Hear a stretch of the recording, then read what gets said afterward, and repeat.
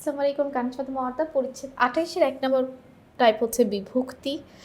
যদিও আগে বিভক্তি ৭ প্রকার ছিল, কিন্তু এখন ৩ প্রকার করে দেওয়া হয়েছে।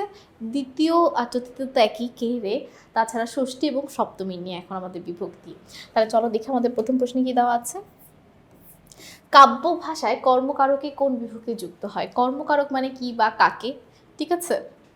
তো কাব্য ভাষার ক্ষেত্রে ব্যবহার করা হয় কি বলতো, রে।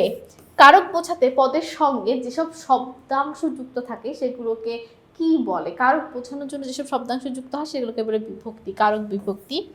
বাক্যে গৌণ কর্মের সঙ্গে সাধারণত কোন বিভক্তি হয়? সবসময় মনে রাখবে গৌণ মানেই কে, ঠিক আছে। লোকে কি না বলে বাক্যে লোক শব্দের সঙ্গে কোন বিভক্তি যুক্ত আছে? লোক যোগ এ লোকে, অর্থাৎ সপ্তমী। নিত্য অতীতকালে শ্রোতাপক্ষের সাধারণ রূপের ক্রিয়ার সাথে কোন বিভক্তি যুক্ত হয়ে থাকে? নিত্য অতীতের সাথে সাধারণ কালের সাথে তে, করতে, এইগুলো যুক্ত হয়ে থাকে। যেসব শব্দের শেষে কার চিহ্ন নেই সেসব শব্দের সঙ্গে বা শব্দের শেষে কোন বিভক্তির প্রয়োগ হয়? কার চিহ্ন না থাকলে এর বিভক্তির প্রয়োগ হয়। সাধারণ ক্রিয়ার কাল স্থান ভাব বোঝানোর জন্য কোন বিভক্তি যুক্ত হয়ে থাকে? সপ্তমী, অর্থাৎ এ এবং তে।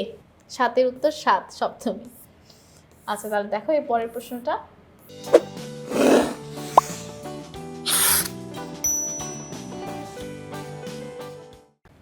শব্দের শেষে রস্বইকার বা রস্যকার থাকলে কোন বিভক্তি হয়? রস্বই রস্যু থাকলে তে বিভক্তি হয়ে থাকে।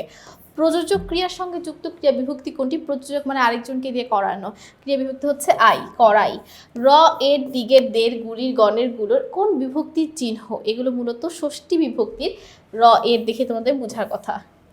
নিমিত্তার্থে চতুর্থ বিভক্তির প্রয়োগ ঘটেছে কোথায়? নিমিত্তার্থে মানে কোনো কিছুর জন্য কোনো কিছু করা।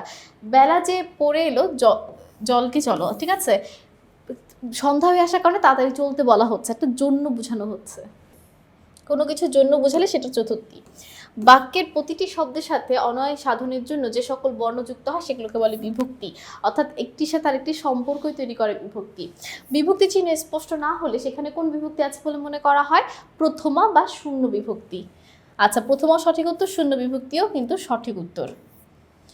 প্রথমা, দ্বিতীয়া, তৃতীয়া, চতুর্থী, পঞ্চমী, ষষ্ঠী, সপ্তমী, এগুলো প্রত্যেকটাই হচ্ছে কি বাংলা শব্দ বিভক্তি।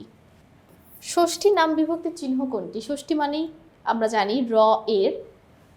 বাক্যস্থিত একটি শব্দের সঙ্গে অন্য শব্দের অনয় সাধনের জন্য শব্দের সাথে যে সকল বর্ণ যুক্ত হয় তাদেরকে কি বলে? বিভক্তি বলে। সকলকে অসংখ্য ধন্যবাদ এই পর্বটি আমাদের সাথে করার জন্য। পরবর্তী পর্বে আমন্ত্রণ রইল। আসসালামু আলাইকুম, আল্লাহ হাফেজ।